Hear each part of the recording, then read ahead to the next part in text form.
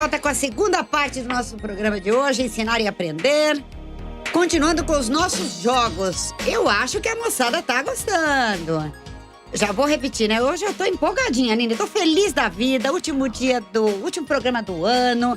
Hoje é dia da nossa festa aqui na Geek. Vai ser uma delícia. E a gente já tá começando a brincar antecipadamente, né? Vamos continuar a falar dos nossos jogos, que tá envolvendo a meninada, o pessoal, o mundo, o pessoal que a gente convidou para estar com a gente aqui hoje. Vamos lá. Que Próximo bom. jogo. Próximo jogo que eu trouxe pra gente conversar é um sudoku de cores, Aham. né? Porque nós temos os clássicos nas revistinhas pra criança, a picolé, né? Que é uma revistinha Tem bastante, ali, né? Mas esse é feito de… Mas esse que o pessoal daqui tá vendo, é é o feito? de cores. É o de cores. Ele é especial, né? Ele parte desse princípio clássico do sudoku de números, Aham. né? Que a gente já tá mais acostumado. Mas partindo lá do princípio do lino da baixa ameaça, Sim. né? Então, o que a gente quer trabalhar com esse nosso sujeito? Essa agilidade de pensamento, né? Então, como o de números já é conhecido, né? Eu pensei no de cores porque nós vamos trabalhar a mesma lógica, Isso. né? De organizar esse quadro em linhas, né? E colunas, de modo que essas cores não podem se repetir nas linhas e colunas, mas o exercício da cor, ele é um exercício muito leve, né? Porque a Apesar de criança… ser estratégico, é leve, né? Exatamente, Sim. apesar de ser estratégico, é leve. Então, se a gente pensar aí numa família que de repente está ajudando a sua criança na matemática, a professora, né, o próprio psicopedagogo, qual é a minha sugestão? Começar pelo jogo das cores, porque você vai ensinar essa estratégia de enxergar as duas variáveis, de linha e coluna. Com isso fortalecido, daí a gente salta para os números na sequência, Certo. né? E é um jogo que também nós podemos construir, né? Confeccionar. Totalmente. Dá pra fazer Material com bem EVA, simples, né? Com EVA. Simples, dá pra fazer esse que a gente tá mostrando. É uma artesã super bacana que ela faz com saquinhos de areia, Ah, que né? bonitinho. Então ela costura, enche esses saquinhos e pinta.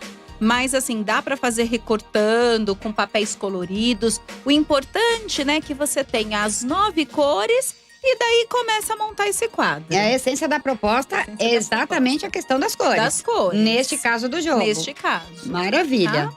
Vamos lá. Depois dele, eu trouxe um jogo chamado Travessia das Cores, né? Escolhi também um outro jogo, acho que, né, que nosso público deve estar acompanhando. Por que dessa ideia das cores, que, né, Sim. apareceu de novo?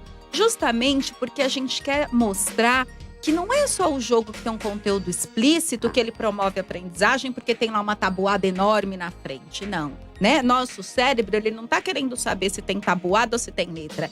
Ele precisa de estratégia, né? De criar inferência, de agilidade. Esse é o exercício que ele Esse é o precisa fazer. exercício, né? exatamente. Um idoso, de repente, uma reabilitação cognitiva, né? Então, nós não vamos já chegando com o nosso conteúdo formal. Nós vamos ajudar esse nosso raciocínio a construir essa agilidade. Por intermédio deste lúdico, que é tão simples, mas ao mesmo tempo extremamente estratégico e leve, né? Leve. Né? Então, essa travessia das cores é um jogo de sorte, né? O único jogo de dadinho que eu trouxe é legal, né? Toda família, todo professor e psicopedagogo tem um jogo ali de dado. Por quê? Que a gente fala que são os jogos da sorte. É aquele jogo que mesmo que eu tenha ali, né?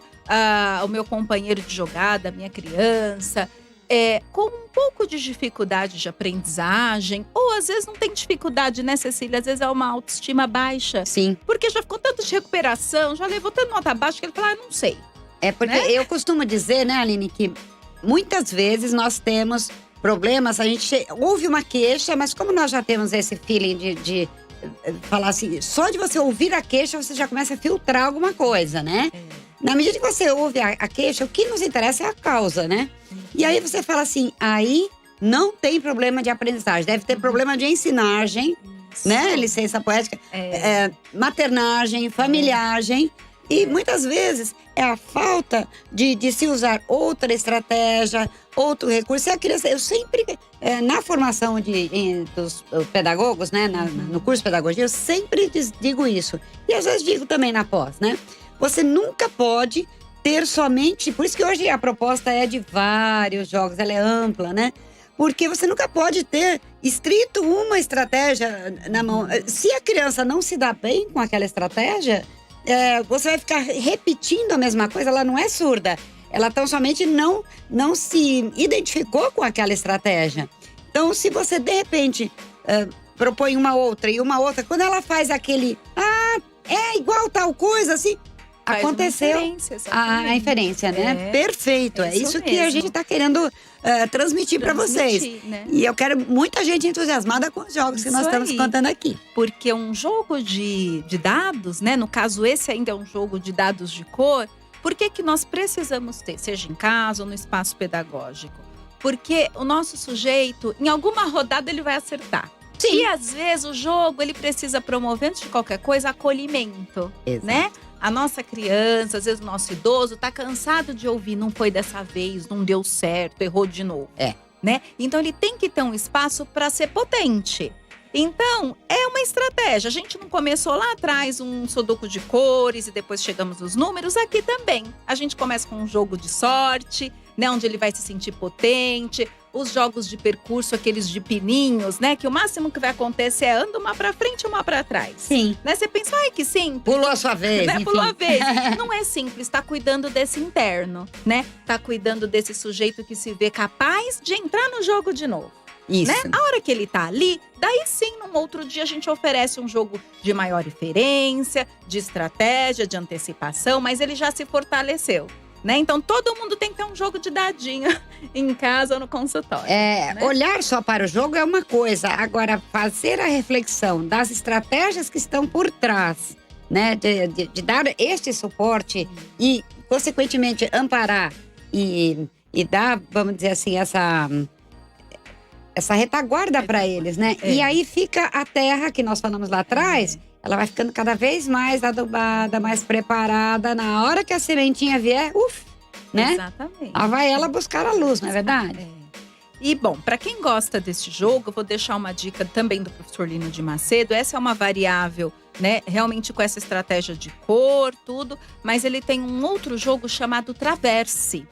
Que vai ter o mesmo princípio de atravessar de um lado para o outro, como vocês estão vendo na tela, só que na travessia das cores, a gente atravessa com dadinho de cores. No Traverse, a gente vai atravessar com pecinhas. E daí, olha que bacana. Né, cada pecinha tem um jeito de andar, uma para frente, uma para o lado. E daí seria um segundo passo para a gente que está cuidando dessa nossa aprendizagem, né? Daí fica a dica para quem gostou da ideia da travessia das cores, num processo de maior elaboração, vai buscar essa travessia das peças. E todos os jogos, né, Aline? Mesmo os prontos, comprados, todos eles têm a proposta de poder construir, né? E mesmo os que são adquiridos, eles não são jogos dispendiosos para se comprar, são jogos simples, né? Simples, exatamente.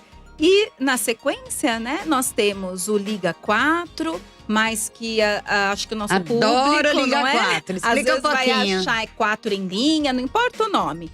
Mas ele é uma graça de jogo, porque o nosso sujeito vai precisar construir 4 pecinhas iguais. Olha só. Né? E daí olha as variáveis. Isto é construção. Não é? 4 pecinhas na vertical, na diagonal ou na horizontal. E olha a estratégia, jogar, né, na dupla é fantástico, porque a hora que eu acho que eu tô construindo o meu quarteto, vem meu companheiro e põe uma pecinha ali no meio, né? É o desequilíbrio. É o desequilíbrio, E daí ele me obriga a pensar numa outra estratégia, né? Isso é o que a gente falou o tempo todo, mas eu acho que esse jogo é muito bacana para enxergar o papel da antecipação, né?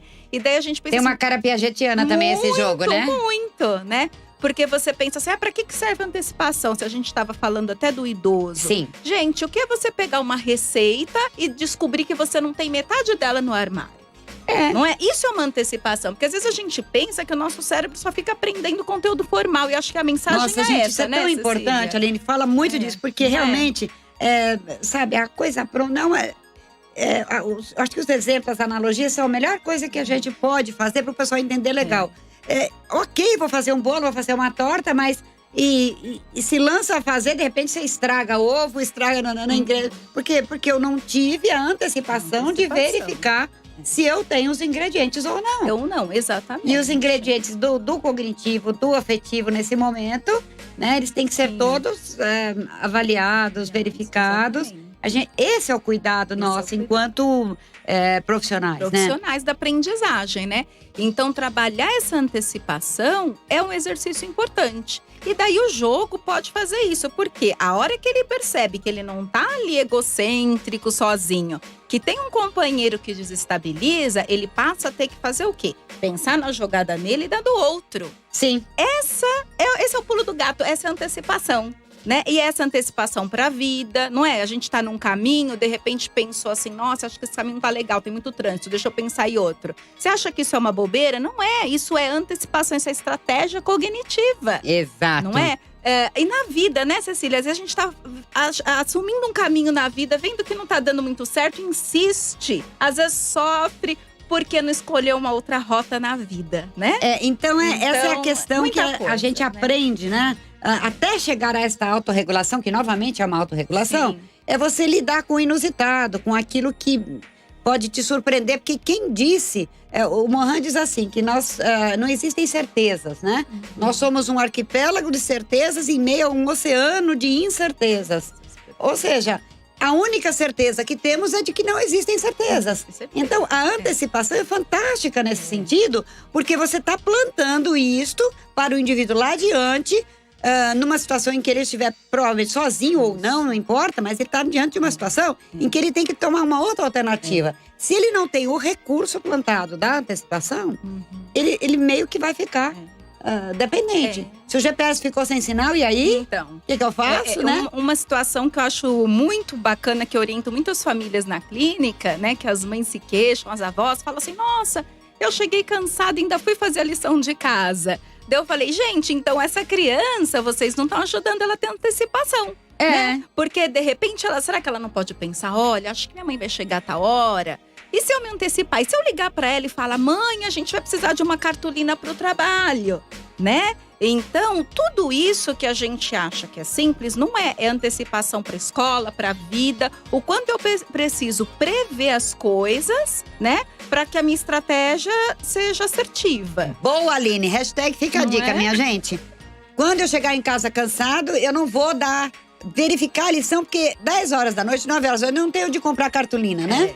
Gente, esse papo tá uma delícia, Aline. Nós vamos voltar aqui ano que vem com uma proposta de falar sobre educação inclusiva. Faltam alguns jogos ainda? O porque nós último temos jogo, que fechar. Isso, o último jogo é a Hora do Rush. Ele é um jogo comercial, fácil da gente comprar. Deixei por último, porque ele é um jogo que tem sim mais estratégia. Ele é para o nosso sujeito já com musculatura interna mais fortalecido, né? Então, quando a gente passa por esse caminho, a gente é capaz de jogar o Rush.